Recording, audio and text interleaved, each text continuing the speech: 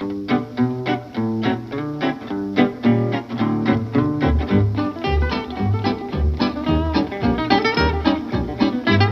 to the Boulder City Podcast, where we interview the unique personalities in Nevada's most fascinating small town. The Rotary organization in Boulder City is alive and well, with two separate groups, the Sunrise Group, which meets in the morning, and the Boulder City Rotary, which meets in the evenings. Rotary is an important element of the town. John Chase has been the leader of the evening group and has risen through the ranks of Rotary, heading up the regional organizations as governor, and now joins the International Rotary Group as a member of their board of directors. It's an honor that Nevada Rotary groups rarely receive. Chase is also a former Boulder City Deputy Police Chief, retiring after 25 years on the job. Following that, he and his wife started the Amerisent Insurance Agency based here in town. He joined me at the Lend-A-Hand building, an organization that receives a lot of support from the Rotary groups in Boulder City, in January. Welcome to the Boulder City Podcast. My guest today is John Chase. He's a former deputy police chief here in Boulder City. He runs, along with his wife, an insurance agency called Amerisent, and he's also a high-level executive with the Rotary organization on the international level. So, John, thanks for joining us. It's really good to have you. Thank you so much, Roger. Why don't you start with giving us a background of how you got to Boulder City and you joined the police force, and give us a little idea of how you rose through the ranks there, and also we'll get into Rotary a little while. Yeah, perfect. So Elizabeth and I graduated from community college in Iowa in 1990, and we decided the winters were not for us. So we decided to relocate somewhere west of Iowa, and we happened to land in Boulder City for really no apparent reason. We didn't really know anybody here. We enjoyed the weather, and we made it our home. And so we've been here since August of 1990. And in 92, I got hired by the police department, as you alluded to, and had a fantastic opportunity to serve the city and the community for 23 years in that capacity. Okay, so we, of course, we have so much respect for the police here in Boulder City. They do such a great job. Why don't you give us a little walk us through your career there and how you rose to become deputy police chief? Yeah, I really enjoyed the community policing aspect. That was the big thing back in the 1990s. Yep. Was becoming part and working with our community. And I really excelled in that. I enjoyed the relationship building. I enjoyed walking around and meeting business owners and as well as kids in the community. So that was kind of the significance, I think, of my career. Starting out, I rose up through the ranks, ultimately to the position of the deputy police chief, and retired from that in 2014. A lot of wonderful opportunities. Boulder City's got a lot of nice folks, and I really enjoyed my time with the city. So you retired at a relatively young age then? I did, yeah. In Nevada, you can retire after 25 years of service, and law enforcement's tough on people. It's tough on families, yep. And so it was a nice opportunity to get to that milestone and be able to retire. Yeah, no question about it. Then you formed the insurance agency. How did that come about? Yeah, so Elizabeth and I started an insurance office here in town, an independent insurance agency, in 2010. And we'd met a gentleman by the name of Alan Kerner. He owns an agency, a larger agency in Las Vegas, and we became good friends. And I always like to say he gave me an offer I couldn't refuse. So he was from New York originally, and we had a friendship, and it evolved into a business relationship, and we're in our 16th year now, serving clients in their various insurance needs. I kind of say tongue-in-cheek that we can write everything from Medicare to marijuana now in the state of Nevada. So we service a lot of clients in all of those areas. So you're a full-service insurance agency then? Yeah, we are. Yep, we write in Arizona, Nevada, California, and Utah. Okay, great. So how did you learn that business? I mean, that's not something you can jump right into. Yeah, so our partnership with Mr. Kerner and his office in Las Vegas, they mentored and worked with us, and not only in the early days of our agency, but still to this day, we call upon them if we have questions, and they've just been a fantastic partner for us, and we're grateful to have had the opportunity. Great. First of all, let's talk about the Rotary then. First of all, why don't you tell us exactly what the Rotary is? I think I'm a little clueless myself, but I'm sure a lot of our viewers and listeners here want to learn exactly what it is as well. Yeah. So beyond just simply being a service club, in my opinion, Rotary is by far the finest service organization that's non-political, non-religious, and non-governmental type organization that really has a pathway towards peace and conflict resolution. They serve all over the world. There's in over 200 countries, 45,000 Rotary clubs, and each club is doing their part to make their communities a better place, much like we see with our two clubs here in Boulder City. Hmm. So, what's the advantage of being a Rotary member? Yeah, I think for many, it's an opportunity to be part of something bigger than yourself. It's an opportunity to be able to accomplish things far beyond what you ever expected. As an individual, you meet folks that you never would have come into contact probably in any other place. I've got friends in all parts of the world. My WhatsApp is buzzing almost all day long with friends in Africa or India or Pakistan or Afghanistan or Europe and all over the place. And it's just interesting for me to be able to have a dialogue with those individuals about what's going on in their communities and how they're serving the needs of their communities compared to how we are working here in Boulder City. Okay. Well, you're fortunate to be involved in the international not union organization, but explain, what the benefits are for the local person. Do you get to network with other business people? Yeah, so you mean here in Boulder City? Mm-hmm. Yeah. Most people join Rotary for service opportunities. They want to serve their communities, and they're looking for a way to do that in a intentional manner. And Rotary is a good vehicle for that. There's other organizations as well, Lions Club, Kiwanis, all outstanding organizations. So they want to join for service. They often join for service. They stay for fellowship and friendship. Mm-hmm. When you serve alongside folks, whether it's helping those that are experiencing homelessness or working with schools to provide funds to teachers for mini grants, you become friends with folks and you share a common interest in serving your community. And that's why people stay is often because of that fellowship and the friendship that they have with like-minded individuals wanting to serve their community. Again, for no political reason, no religious reason, no governmental reasons, just to serve. Okay. So there's two Rotary organizations here in Boulder City. Why is that? Yeah, so not everybody can meet for breakfast and not everybody can meet in the evening, right? We all have work and we have obligations, family and otherwise. So oftentimes you'll see 2 or 3 clubs in different communities because not everybody can make one or the other meetings. Rotary itself is expanding their reach in a lot of different areas by adding new clubs and new meeting type environments where we're trying to meet the needs of prospective members. Mm-hmm. So is it the Boulder City organization? They both under one umbrella, or do they operate separately? So they do operate independently, but they're all part of under the umbrella of Rotary International. Okay. And how many members are in each organization?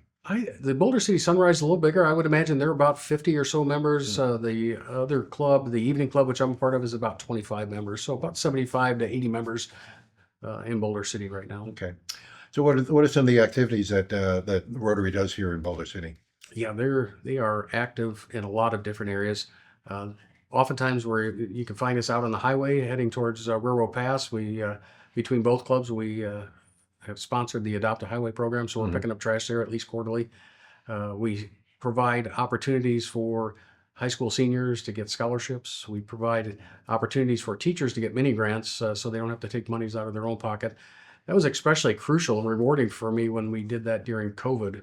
That was a pretty quick pivot for our educators, Sure. and the infrastructure and the tools were not there for a lot of the teachers to be able to make that transition to a virtual platform without expending a lot of resources. Right. And our club jumped in with about $15,000, I think, right off the bat, and provided it to teachers so they could get the tools they needed to be successful in educating our kids on that Zoom platform.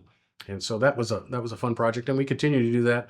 And more recently, in the last few years, we've combined with both clubs doing that project to serve the needs of our teachers. You'll find us at almost all the local events, whether we're serving bratwurst at Wurst Festival, the barbecue at our event, or maybe helping serve beer or something for 4th of July or Art in the Park. Usually there's Rotarians there, putting their sleeves up and getting some work done. Okay. So how do you raise funds? So the Sunrise Club does the Worst Festival the last weekend Right. of September. The Rotary Club of Boulder City, which will be 90 next year, incidentally, does the Best Damn Barbecue Memorial Day weekend. Okay. So the September event is a week before Art in the Park. So I always see that's where the locals hang out before that happens.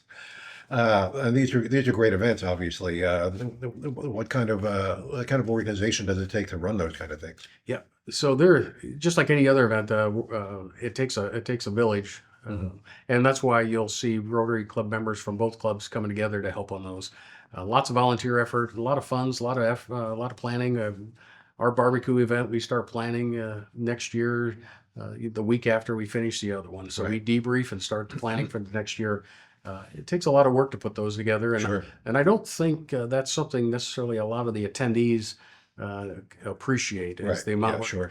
And we're not professional organizers. We're just volunteers trying to serve our community and raise a few funds so we can give it back to our community again. Right. You do the high school event as well, the graduation event where they spend the night. You just take them to places in Las Vegas and entertain them for the entire evening after the graduation. After Correct? the graduate. Yeah. Boulder City Sunrise does that, and there's no doubt. I've seen this in my role as a police officer and as a parent.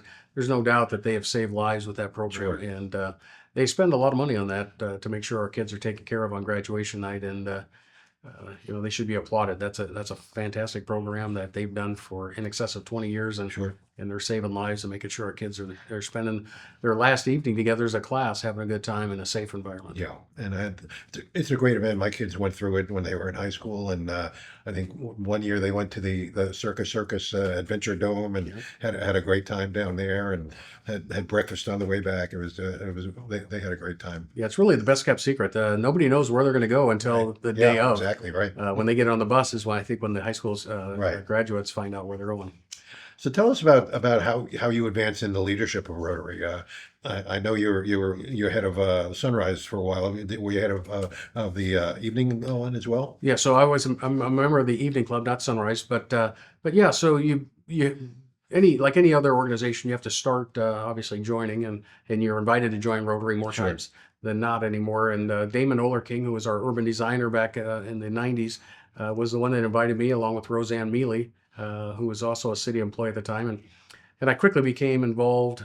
One of the things if you want to retain people, is you get them engaged pretty early, so they didn't waste any time Sure. and put me to work. And so I became club president during the centennial year for Rotary in 2004, 2005, and then from there I got involved at the district level. A good friend and mentor, Tom Novotny, asked me to get involved in chairing a program called Rotary Youth Leadership Awards, where we take about 300 or so high school juniors to a leadership camp in California up near Big Bear. And so I chaired that, and I did that for a couple of years. And then, one thing led to another. They'd asked me to serve at the district level as the governor, which would be kind of the person that kind of orchestrates the activities for Rotary in our area. And I had turned that down a couple times, their requests, because I was just too busy at the police department. Sure. A couple of those Rotarians showed up at my retirement party and said I had no excuse. So, Okay. so it was a couple of years after that that I went through that process and became the district governor. And then since then, I've been involved with a lot of membership-related activities, as well as new club development efforts for our area, which is everything west of Texas. Okay. And then just recently got appointed to be the member of the Rotary International Board of Directors starting in 2027 to 2029. That just happened in December last year. The Okay. final appointment came through. Okay, that's exciting to be involved in the international organization. And you mentioned you have like contacts all over the world, and then you're going to an event next week.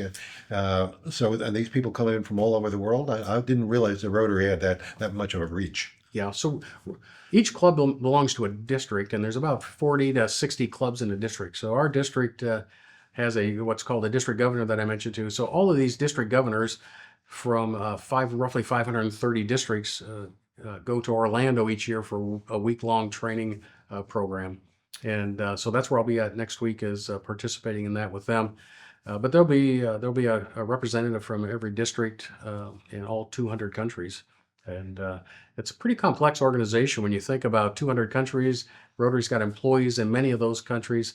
They also, everything is based on the dollar, the US dollar. So they've got currency coming in from all these different currency countries and their monetary systems, all coming back into the dollar and then going back out into the different currencies as well. So it's a pretty interesting organization. I look forward really to taking a deeper dive into that.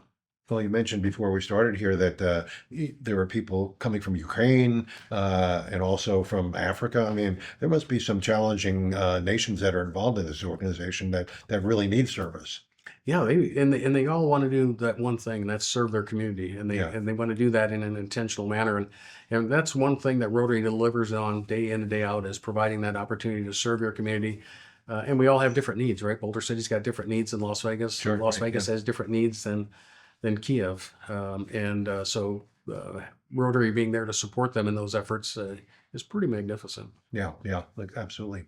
So how do you identify the needs of your community? Let's get back to Boulder City for an instance. How do you identify what you need, or how you're going to move forward with the funds that you raise? Yeah, I think that goes back to a simple needs assessment. Sometimes we make the mistake of thinking we know what our community needs and we move forward without asking them, right? So I think we any good program is going to involve a needs assessment where we're going to ask them so we can deliver on what they want and what they need in their community. Same with the mini grants. When we do that with the school, we don't just give them money to buy books. Sure. We ask the teachers what they need, and then we provide the funding to get those for them. So it's as simple as that, just asking the question and then trying to figure out how to deliver on that need. Okay. So it must be different over the hill in Vegas. I mean, how many chapters do you have in Las Vegas, Henderson area? Yeah, so there's a total of about 17 in the Southern Nevada area. It's 17 different clubs. And our district runs from Mesquite out to East LA. So it's quite a big area. Wow. There's about 55 clubs, I think, in that area. Mm-hmm. That includes some parts of Arizona as well? Nope, no. Arizona is a different district. So we run from Mesquite up the I-15 through Las Vegas, the I-15 up to the 210 and over towards Pasadena and East LA. We also go over to the Pahrump area and then also the Lancaster Palmdale area. Okay, so Pahrump is a Rotary? Yes. Yep. Impressive. So what's next for you and Rotary? You know, I don't know the answer to that question, but one of the things that I do miss, the more I get involved at the different levels of Rotary, the less I am able to get involved at the local level. Okay. So I'm hoping after 2029, I'll have the opportunity to maybe spend a little more time at the Rotary Club of Boulder City and serve in my local community. But on an international scale, I'm just not sure. I'm enjoying what I'm doing, and it's going to keep me plenty busy, and I haven't really looked beyond that at all. So, right. And Elizabeth and I are just looking forward to serving in that capacity. It's an exciting time for you, and I'm sure the members here in Boulder City are very proud to have representation on the international board. So, John, thanks for taking the time to join us, and then good luck on your journey with Rotary and your insurance company, Amerisent. How can people get information on that? So they could go to Amerisent Insurance, Amerisent.com and get information on that. We're also right over there by Albertson, so they could stop by the office at any point in time. And we're pretty easy. They can throw my name into Google, and it's going to pop up as Amerisent Insurance for Boulder City. Okay, great. Well, John, thanks for joining us, and hopefully everybody knows what Rotary is all about now.